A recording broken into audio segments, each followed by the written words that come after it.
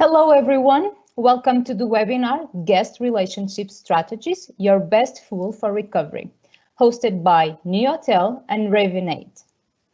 So today we have from Newhotel side, we have Filipe Figueiras, Director of International Business, and myself, Carla Batista, from Newhotel Academy. From Revinate, we have Thomas Landon, Director of Global Partnerships. I will show you our agenda. So we will be covering where we are today and we'll present a case study based on a sample of our clients. We will then go through where do we go from here, taking you through some strategies that can be considered to prepare the future. And afterwards, we will show you why the PMS may be the most efficient source of guest data.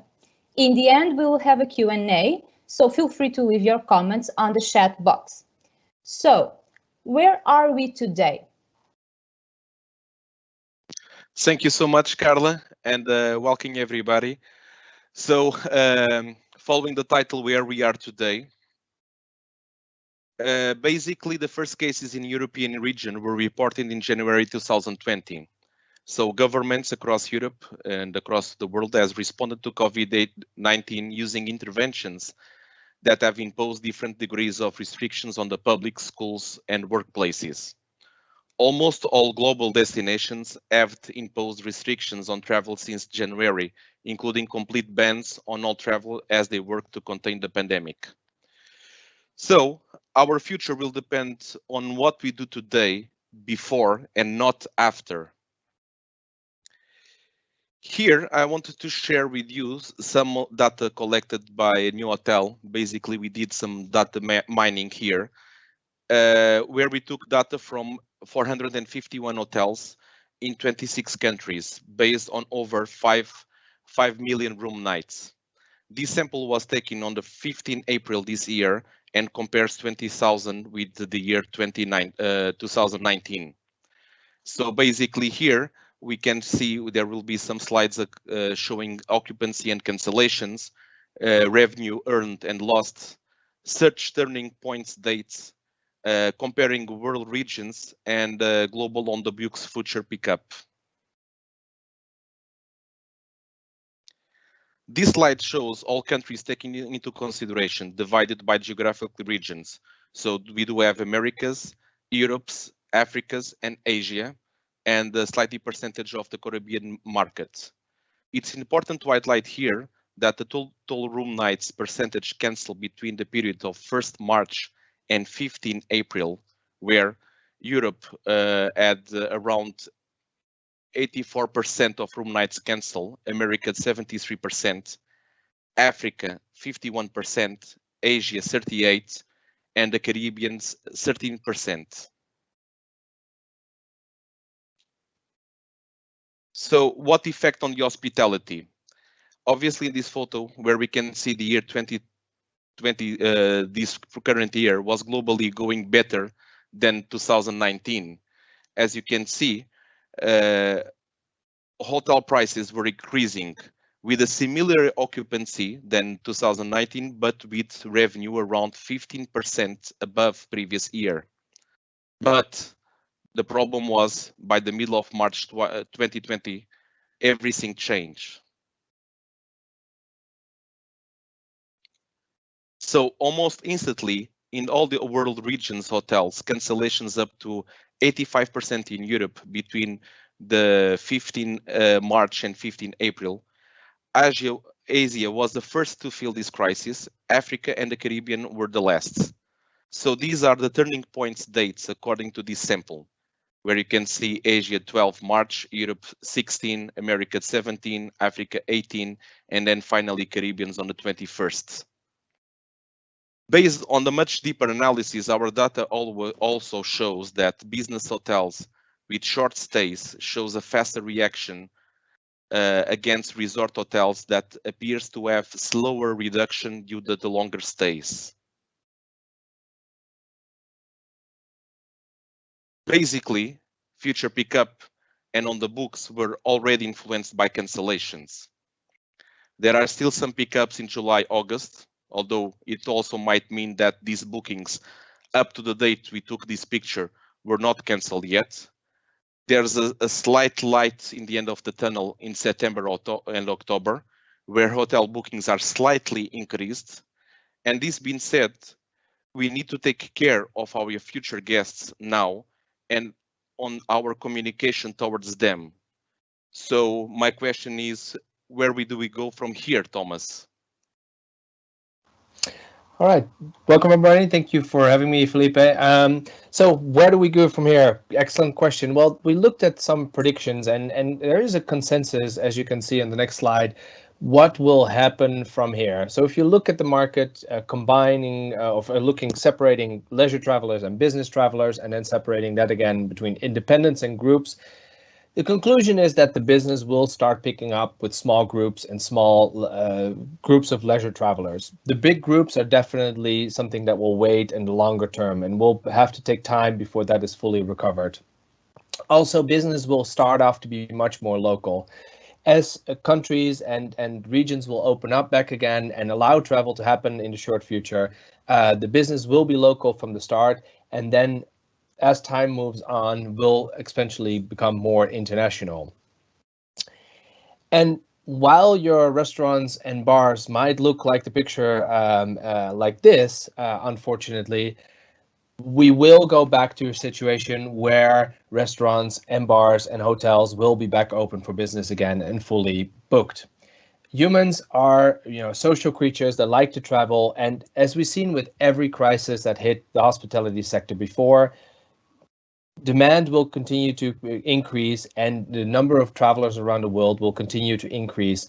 So although it is a tough situation right now, the forecast is still that global demand for travel will continue to increase. But while this is happening, and as you can see in the next slide, we have some stats on the recovery of that. The key is now to focus on the guest experience. While business is slowly picking up, it is critical to focus on the guest experience, and especially because the majority of the business now is going to be local as a start. So that gives an excellent opportunity for hotels to create repeat guests and repeat visits. But there's definitely lessons to be learned from the 2008-2009 recession. So Forrester did this research, and they compared companies that invested in the guest experience or customer experience versus companies that did not. And the conclusion is quite clear. For hotels, you have to keep investing in the customer experience during this crisis. Although you might feel like it's not paying off right now because revenues are still declining, and the hotel might be actually shut at this point, and the situation is tough. The research shows that if you keep investing in that experience, and if you keep investing in your customers, the decline is less steep, and you will recover much faster once business starts picking up. So this is the moment to actually bring value to your customers. So on the next slide, we have written down some things to consider while you're actually in the situation right now, and while we looking to reopen up the hotels and to reopen up the travel sector in the short future. So the first thing to understand, focusing on the guest experience, is actually understanding your guest at this moment. So guests are going to be nervous when traveling, right? And this is the first time after this situation happened where especially leisure guests, who are always a little bit more picky than business travelers, are going to be nervous about their travel. So understand your guest, keep an eye out on the reviews and feedback that they leave, especially now when there's fewer travelers and fewer reviews that will be written. Make sure that the ones that do come in, that do hit the review websites, are going to be excellent. So that gives also confidence for the next set of travelers, the next group of travelers that's going to be traveling to your hotel. And then ask your guests actively for feedback. What do you feel comfortable with? What can we actually improve? And what things can we actually change? And that information and that knowledge you can actually take to the second point of redesigning your guest experience, both the physical side and the digital side. Well, we'll not be talking about the physical changes of the hotel that might be required, which is a whole topic on itself. Will touch later on the digital guest experience and give you some ideas and tips and tricks of what other hotels are doing. Another key point what comes back over and over is when you need to cut cost, which might be the case, try to find ways that when you cut cost, it won't be felt by your guest.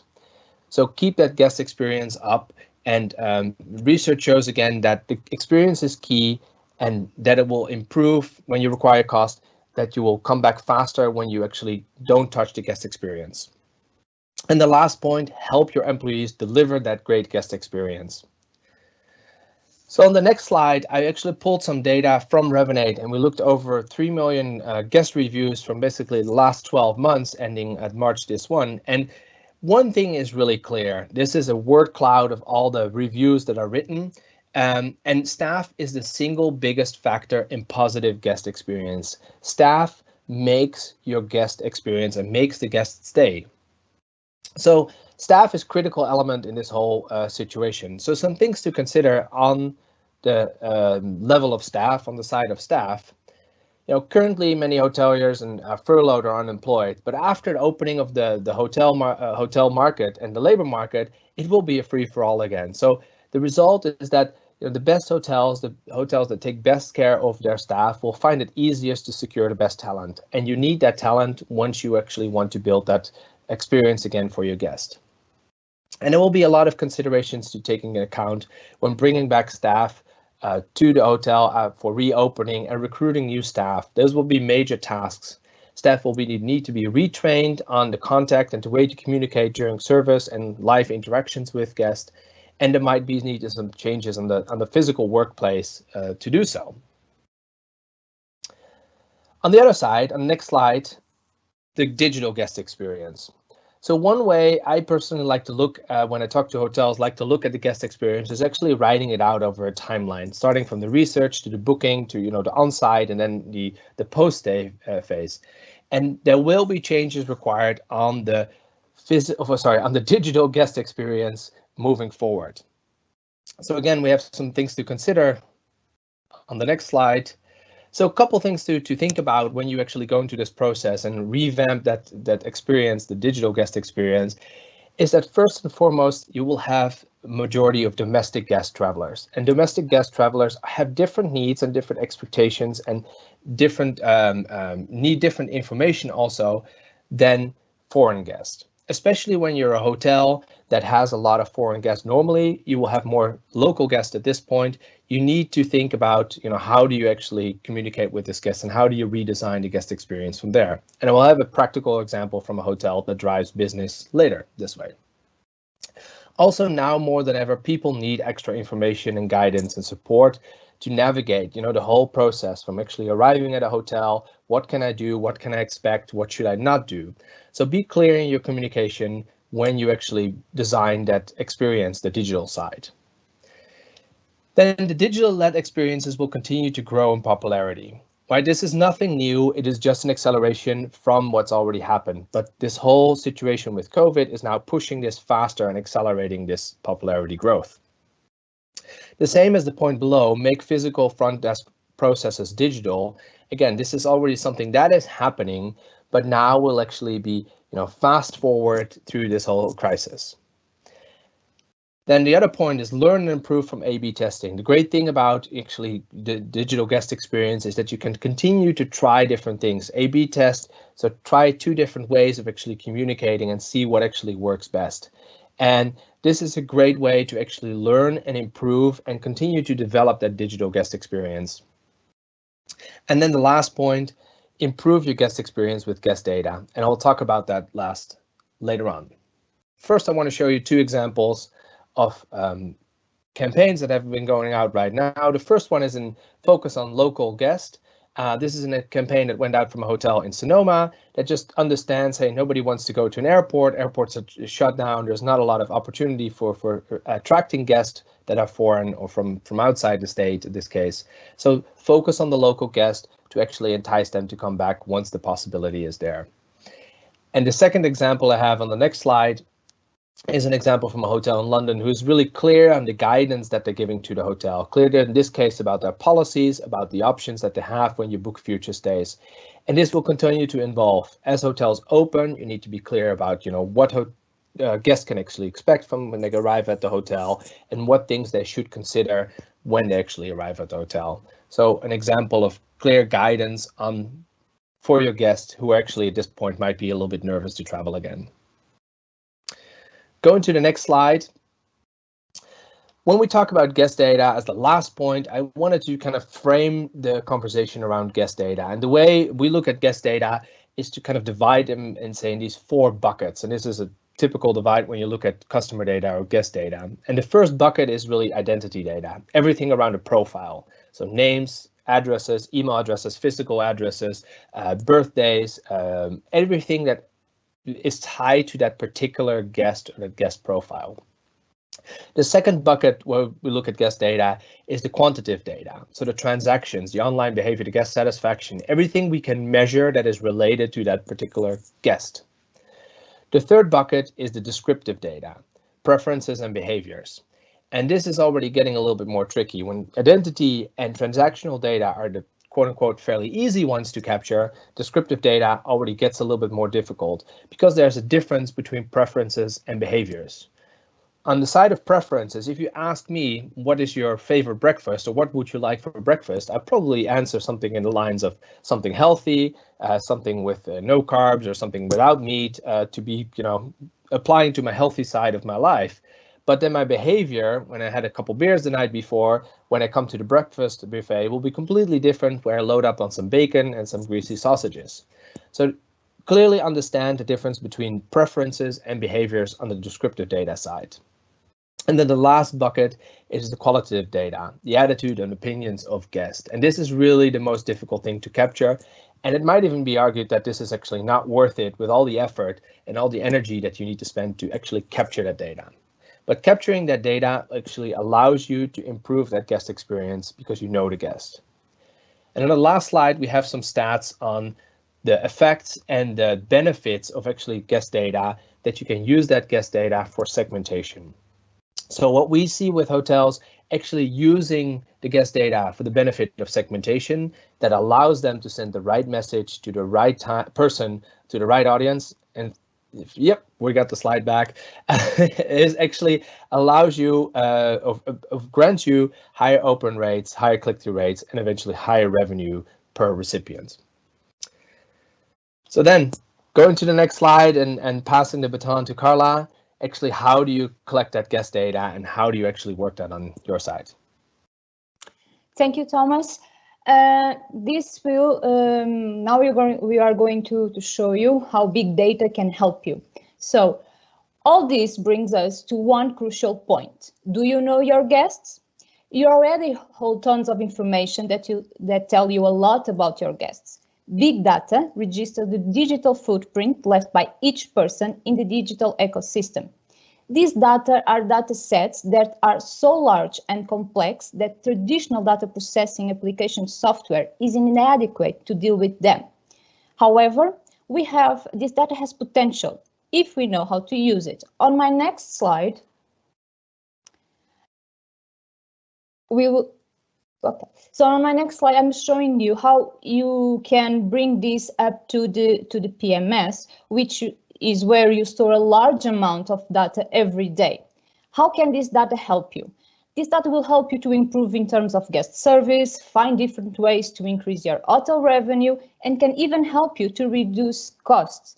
And you have plenty available, like nationality, residence, contacts, age. You have dates and times of purchase, arrivals and departments. You have channels that your clients using the most.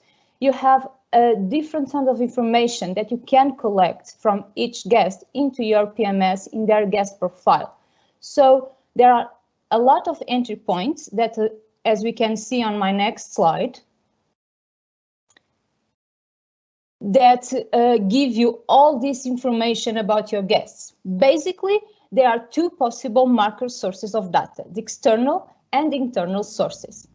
A key challenge today for hotel data management is the high diversity of available information. You have several points. You have information that you collect from booking data that comes from your hotel website, from OTAs, GDS, meta search channels, also from your public reputation data, from your social media channels, from review platforms, from your own hotel website, and all these together with other tools like CRM, business intelligence, and all the other modules that are connected to your PMS feed the PMS. So today you have this tons of data that we need to work in the short time to be able to act on it. So on my next slide, I will show you that are a few things that you need to consider to prepare your future now regarding data. So now you never had this time, so much time to work on it. So you need to take time to clean your data and avoid data duplication. You can review your standard operational procedures. You also need to review your data integrations and configurations, especially on the PMS.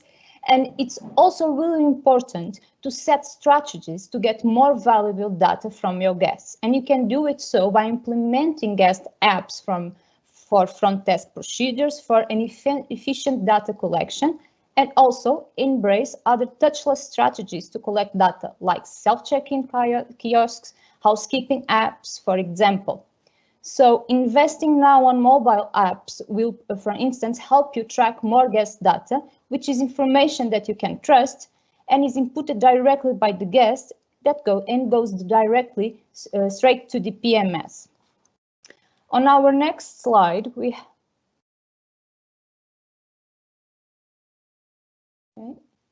have some key takeaways that we want to share with you from this presentation. Philippe? Okay, hi back. So basically, to resume this presentation and not to take you longer and to allow some time for questions and answers. So basically, we took a look on the impact that this crisis had on the hospitality from the year 2020 globally, going better than 2020 revenue around 50%. Everything crashed and went down by the middle of March, and everything changed, the perspectives. But there's still some glance in the future in terms of bookings. All right, and the recap from the key takeaway and the recap from my side on the guest experience. So as I said, and the data shows, companies that invest in the guest experience will rebound quicker than those who don't. So it is tough. It is going to be a challenge to continue to invest in that experience, but try to make sure that the experience is up to par and continue to focus on that. And improving the guest experience is really understanding your guest. You might have a different guest set that you in your hotel that you normally have. Guests have different expectations and are different requests that come in. So in order to improve that guest experience, focus first on understanding that guest. And the key to understanding that guest and key to guest knowledge is really guest data. And that leads me to Carla. So regarding guest data collection, now it's the right time to identify all your sources where you can collect guest data. Like never before, you have the opportunity to look for better ways to improve your data collection, see where you can go and what data to collect from each channel. And you also have the time to review the standard operation procedures and educate your staff about them, which is really important if you want things to work out in the future. So maybe now we can go for our Q&A. If anyone has some questions, please put them on the chat box. And if I may kick off, Carla, one common question that has been asked multiple times: will the slides that will be available? Well, the answer is yes. They will be available afterwards. Then I had a question from an anonymous attendee. The first question was, how do you identify and segment between domestic and international guests? At what level is this done, at the PMS or the CRM level?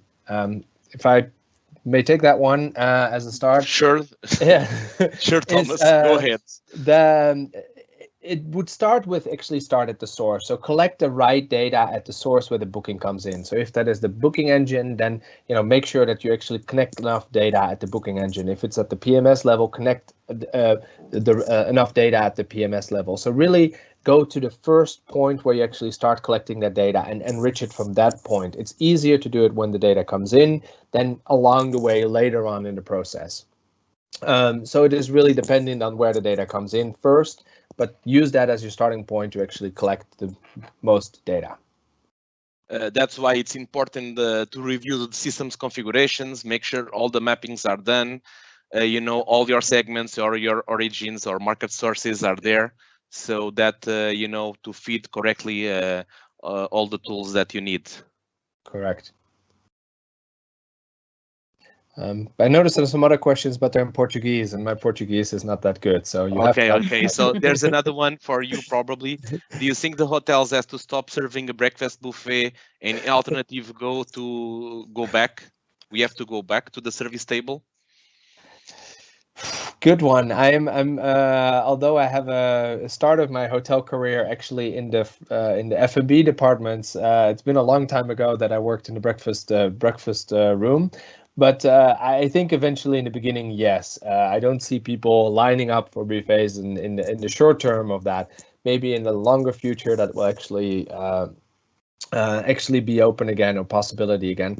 An alternative, what I'm thinking of, is also maybe you should start thinking about breakfast takeaway boxes, or start pushing more room service delivery for breakfast and lower the fees for that. So there are some ways to actually operationally think about different ways you can serve breakfast without having everybody at the same room at the same time.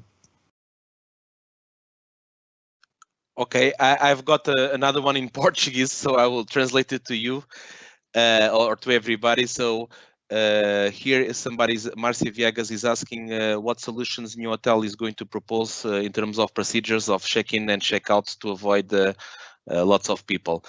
Well, basically, we do have already some tools.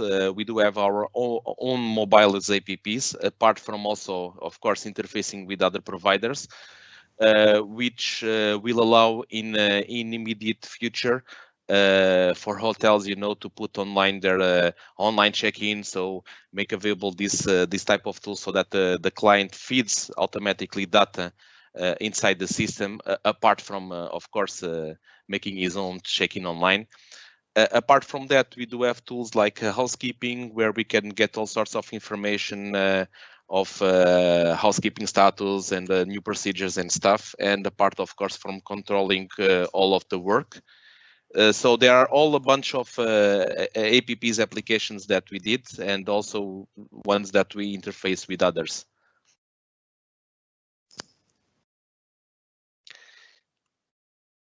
So Thomas, there are some questions here still. In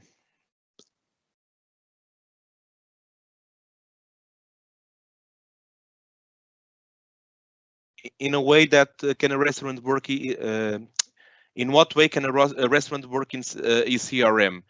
And what best options? After this crisis, the guest will choose hotels, restaurants with the less humans interactions, more automatic. This is a question, Thomas.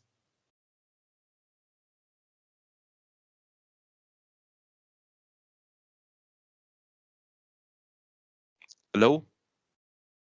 Oh, I'm sorry. I was still on mute. But so in a way that a CRM can definitely help you to drive some business, is actually start by developing a local guest database.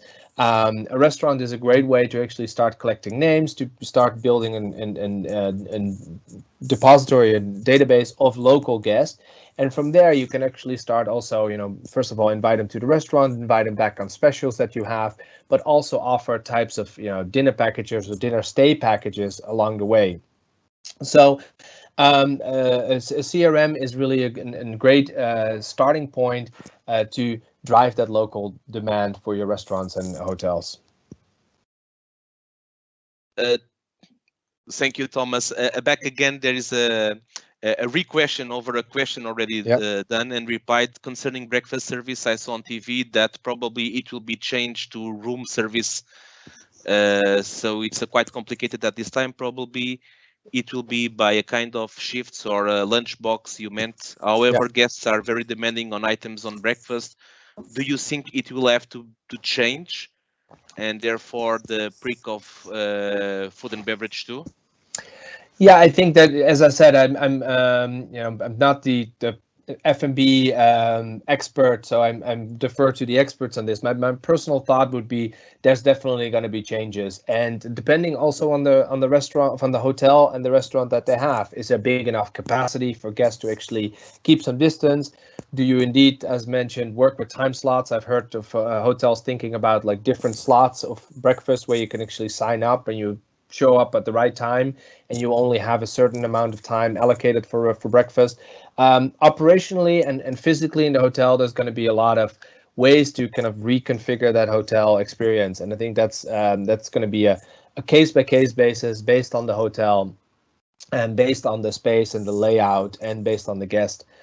And I personally think room service will be a great option to actually prevent all the contact in that case and make it very easy, quote unquote, for guests to actually enjoy their breakfast.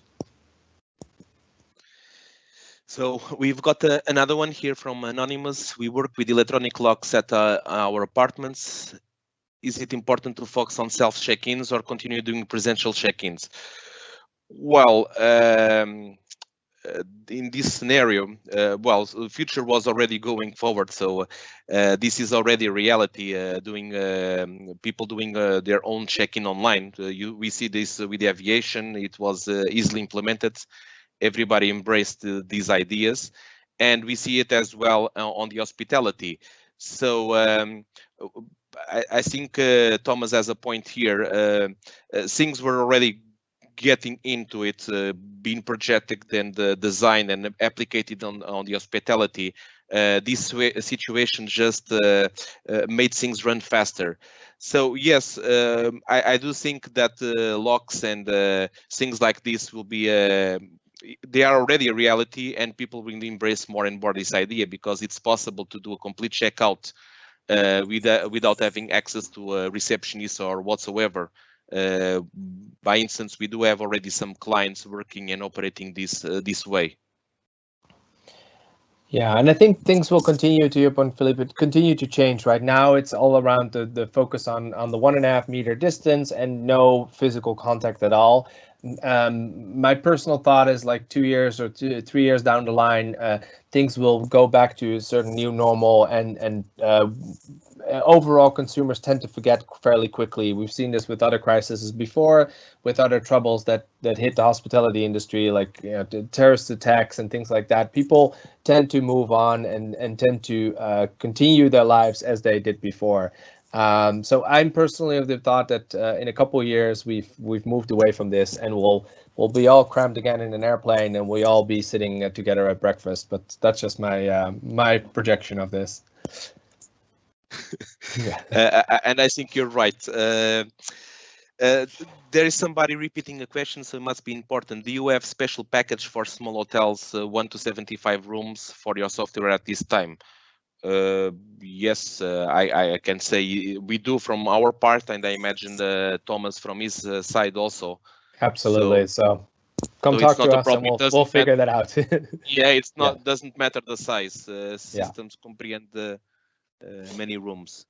I think one interesting last one, maybe to kind of round it off, is do you think the crisis will push hotels to move faster from on-premise to cloud solutions? This is an interesting topic that's been discussed more and more. So there's kind of two streams of thought. One is definitely there's an opportunity right now to actually move on-premise solutions to cloud, or actually upgrade your software to the newest versions, the cloud versions, and change that whole hotel tech stack, or add to that whole hotel tech stack. While you don't have a lot of reservations, unfortunately, there is more opportunity to actually do that work right now. Obviously, the challenge at this point is going to be finances, and it's going to be staff, right? You need your staff to be maybe on site or maybe available, or certainly available to actually being able to facilitate that process to cloud. I'm still surprised how slow the adoption for cloud is, and I think it will make a little bit of a bump, but also hotels that unfortunately don't have the finances or don't have the other resources to do so, don't have it now, will certainly not have it. Will certainly not have it now, so it doesn't gonna push them. For me personally, I think cloud is going to definitely be the future. So the more hotels on cloud, the easier it's going to be with collecting data and getting that all integrated. After all, well, everybody's already working in the cloud for some years right now. Even people are not aware. Hotmail, Gmails, Facebooks, everything is there. If we have told people 15 years or 20 years ago that we'll do a live presentation with 200 people assisting, nobody would believe it. Everything is possible because cloud already exists and the solutions are there. Yeah. So there's another one, Thomas. I don't know if you want to pick this one from Elder Silva. Do you believe that big cities or high demanded tourism spots will lose clients to less demanded city spots? Or spots? This is a tough one. So there's been a little bit of multiple views on this topic, and let me grab the question again. Sorry, could you repeat one more name, the name of the person who asked the question? Elder Silver asked, do you believe the big cities or the high demanded tourism spots will lose clients to less demanded cities or spots? So it's a funny thing that maybe 6 months or 12 months ago, we're talking a lot about over tourism, and now we're absolutely the other way of under tourism. I do think there's a great opportunity for the less tourist visited places, the less busy places to actually attract more customers right now. They have a unique value proposition. It's quiet. It's not herded by tourists. So that's a great way to actually attract guests. So I think yes.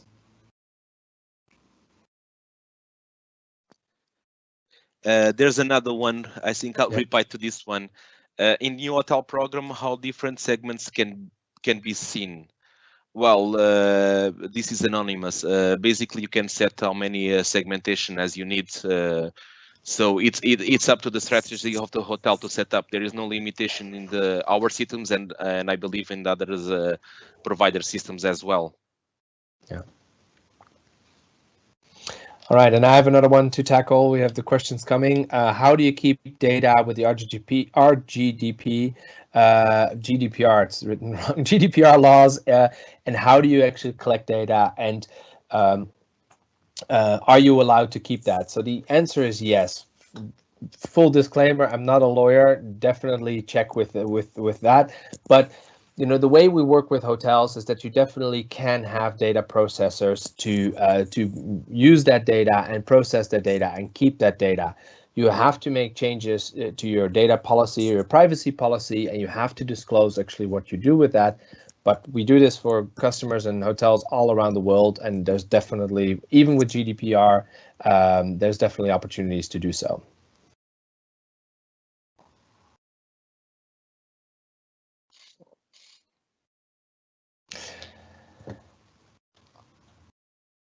And I see one more question coming in from Joanna Neves. You were saying that the guest experience, contact with staff will be the most important thing in rebuilding trust. So how do automatically check-ins fit in this in the future? Yeah, this is definitely a little bit of a contradicting point. Hey, automatic check-ins are completely done without human interaction. Staff actually make the experience along the way. I think we'll have to go to a situation where we retrain staff on the appropriates of actually communicating and interacting with guests and what's possible and what's not possible. You could have an automated check-in process that is actually fully self-sufficient, done by the guest, but still have staff now at a safe distance away available to make that experience a little bit more pleasant, to make that experience a little bit better. Offer them a drink, help them along the way when there's any questions. So they're not completely opposites of those two. There's definitely possibilities to do a fully automated self-check-in with some assistance from staff. And you see some of the hotel concepts like Citizen M was one of the first ones who already did that. It said, hey, we're moving away from a traditional front desk, have the fully option of doing everything by self check-in and doing everything digitally or to kiosks, but then still having the staff available to help in case there's questions and make that experience better. Okay, there are some tricky questions here. So this was a prediction. There's another one. How long do you think it will take for tourism to go back to normal level? Well, this is very tricky, Thomas, if you do agree with me. Things will take some time, and especially we'll face some changes in all our lives. And the question is, how long will we take to adapt to the new reality? Yeah, so that's an good question. I think nobody has a crystal ball to actually be able to look at that and to completely predict when the situation will be back to normal. So what we've learned from previous crises is that it will take time, and if that time is going to be like a V shape with a hard V, or more like a U shape where we actually go slowly back, or as some of predictors as well, like a W shape where we actually have some uplift and then hopefully not, but there will be a second downturn where we do a second outbreak, for example, and then actually have the rebound. That is to be seen. Unfortunately, I don't have the wisdom to predict the future yet. There's another one still with the keys. The question. We still work with normal keys, which the guests should leave at reception if they go out for the day. Do you think we need to change this? Well, everything is a possibility. What you should encounter or should face is your standard operational procedures. So if you have to use physical keys because it's not a good time to invest or whatever, then you should review what changes must be done on the reception upon delivering, health insurance things, and also made a commit with the guests and gave him some trust in this process. By the other hand, all sorts of new gadgets and tools are available now. So if you can invest or do a different thing, there are contactless operations with keys. Now you can use your cell phone to open a lock, or you have a special code or whatsoever. The importance is, independent on what you decide, you should review the procedures on your staff behind it to guarantee some safety, and most of all, to show this safety to the guests.